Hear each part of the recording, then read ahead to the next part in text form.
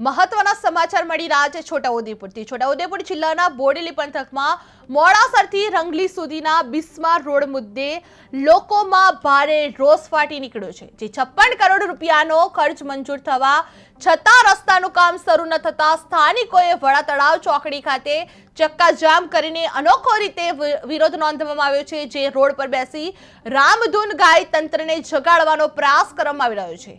આ દરમિયાન 3 કલાક સુધી ટ્રાફિક જામની પણ સ્થિતિ સર્જાયેલી જોવા મળી હતી, છતાં કોઈ જવાબદાર અધિકારી ઘટનાસ્થળ પર ન પહોંચતા લોકોમાં આક્રોશ વધેલો જોવા મળી રહ્યો હતો। જે હાલ ખાડાઓથી ભરેલા આ માર્ગ પર અકસ્માતનો ભય વધ્યો છે અને હવે તંત્ર ક્યારે પગલાં ભરે છે તે પણ જોવાનું રહ્યું છે। જે બોડેલીમાં બિસ્માર રોડ મુદ્દે ચક્કાજામ કરવામાં આવ્યો છે, જેમાં 56 કરોડ મંજૂર છતાં કામ શરૂ કરવામાં આવ્યું નથી। જે લોકો રસ્તા પર બેસી વિરોધ કરવામાં આવી રહ્યો છે, જે રામધૂનથી તંત્રને જગાડવાનો પ્રયાસ હાથ ધરવામાં આવ્યો છે। જે 3 કલાક સુધી ચક્કાજામ કરવામાં આવ્યો છતાં અધિકારી ગેરહાજર છે તે પણ જોવા મળી રહ્યું છે। જે બોડેલીમાં બિસ્માર રોડ મુદ્દે ચક્કાજામ જોવા મળ્યું છે, જે 56 કરોડ મંજૂર છતાં કામ શરૂ કરવામાં આવ્યું નથી। જે લોકો રસ્તા પર બેસી અનોખી રીતે વિરોધ કરવામાં આવી રહ્યો છે।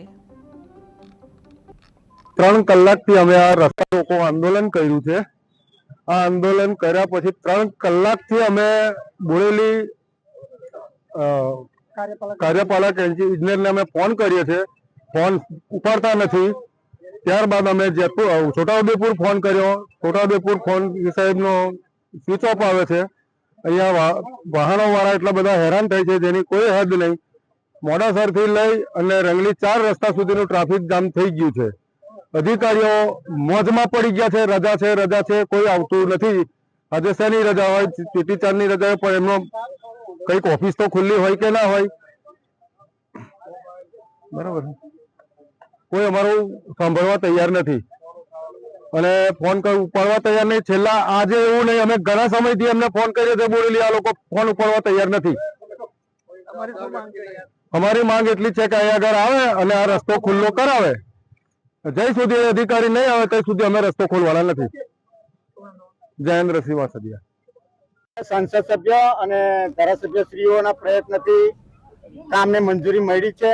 મંજૂરી મળ્યા પછી કામની સામાન્ય શરૂઆત એમને કરાવી હતી મોડાસર ચોકડી પરથી।